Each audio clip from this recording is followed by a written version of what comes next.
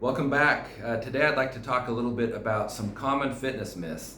As you know, we have more information at our fingertips today than we ever have in the history of the world. Unfortunately, quite a bit of that information is incorrect or wrong. There's lots of rumors and myths and things like that. So I'd like to talk about some related to the fitness industry. First off, probably the most common one I get when I'm working with female clients is that a lot of women are scared to lift weights because they're afraid it's going to make them big and bulky. Like they'll look like a big football lineman. And just want to let you know that's not going to happen. I think sometimes people might have this concern because they've seen some of these extreme pictures online, maybe of some of these female bodybuilders who just look massive. But people that look at that, when they get to that point, they are spending like 4 hours a day in the gym. They're taking all kinds of performance enhancing drugs and steroids and manipulating hormones, all kinds of stuff to go to that extreme. But the average person who's just exercising regularly with resistance training and lifting weights, that's not going to happen. So don't worry about that. That's kind of like me saying if I'm afraid to get a pedicure because I'll turn into Miss America and I don't want to look that pretty, So it's not going to happen. So don't worry about that first one. You're not going to bulk up just from lifting weights regularly in a regular fitness program. The second one, and this is probably the most common one I've seen from people, is the concept of spot reducing. What that means is that you can choose what part of your body you'd like to take fat off of. Most people, I have a lot of people that come up to me and say, I just want to get rid of the fat. I got like these, saggy triceps here. I want to get rid of that fat, or just right here. You can't pick where the fat comes off. Unfortunately, Mother Nature gets to determine that. And in most cases, the place you want it to come off the most is usually the last place it comes off. So myself, for instance, when I start to gain weight, the first place I'll see it, right here in my jowls. I'll get the double chins and start to get poofy in the face, and then I start to get the love handles and in the abdomen. This is the hard part for me. My arms, though, I can see my veins in my arms all the time, even when I'm gaining weight, and so I can't choose where the fat's going to be distributed on my body.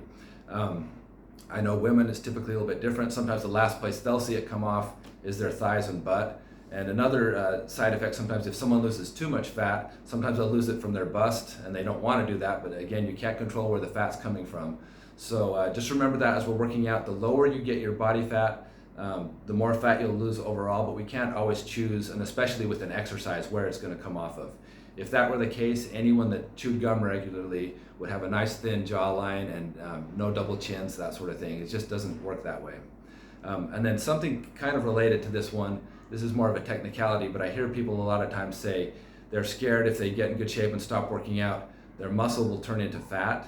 And muscle cells, technically, they cannot turn into fat cells, just as a car can't turn into a goat and a book can't turn into a pillow. They're different cells. What can happen, though, is if you stop exercising, your muscles can atrophy and get small again. And if you start eating bad and poorly, you can gain weight and store that extra energy in fat. And so it will appear that your muscles are turning into fat, but technically that's not how it works. We're just changing our body composition through improper lifestyle choices.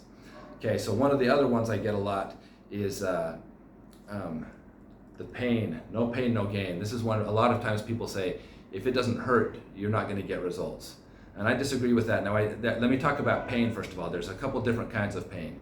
When you're working out, say you're doing some squats, and the more you do that, you start to burn up, and your quads are starting to burn, and you're feeling that. That's lactic acid buildup. That's normal. Anytime you're working hard, you're going to feel some of those sort of effects. Sometimes you might have an intense workout, and the next day you go to reach something off the shelf and you feel, oh my gosh, that muscle, I forgot I had that in the back of my back, and you're just a little bit sore. That's a good kind of pain, those sort of things. We want to watch for bad pain. We don't want to have any sort of a sharp pain, anything like nerve pain or anything where there might be damage to your body.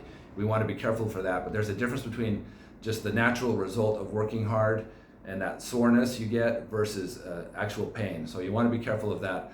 But there's this trend these days, I've seen it a lot on Pinterest. It's like this, people have adopted this mentality that the more painful, the more intense, the more crazy your workout, the better. And that's not necessarily true. In fact, very seldom is. In fact, it's a dangerous way to look at things. So you can have an effective workout. You'll have to be consistent. You have to put in discipline and effort. And in our minds, sometimes that's pain. No pain, no gain. You can't just breeze through something.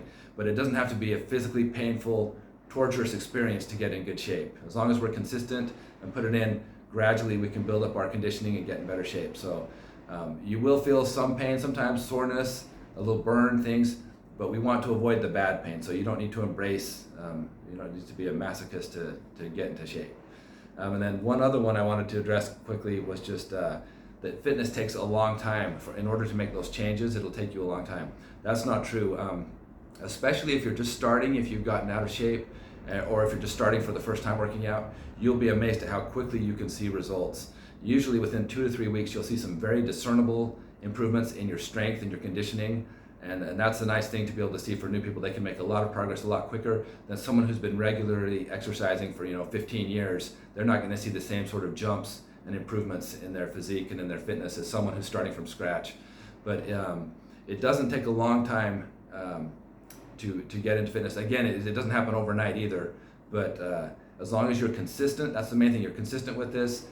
You show up, you have the discipline, and then you have a proper procedure you're following, you will get results over time, and that's the exciting thing. So anyway, there's a lot more fitness myths on here. There's some I'm not addressing, but the more exercise the better, not necessarily true. You need super high amounts of protein to work out, not necessarily true. Lots of these things. If you have any questions about some of these things, let me know. And it's interesting, science, it seems whatever article you read, there's always going to be contradictory information, and I'll do a little video about that in the future to help avoid some of the confusion and going down the wrong road on things. But I just want you to avoid these really common fitness myths that a lot of people fall prey to, and hopefully that won't throw you off or get you stressed out over things you don't need to worry about. All right, have a good day.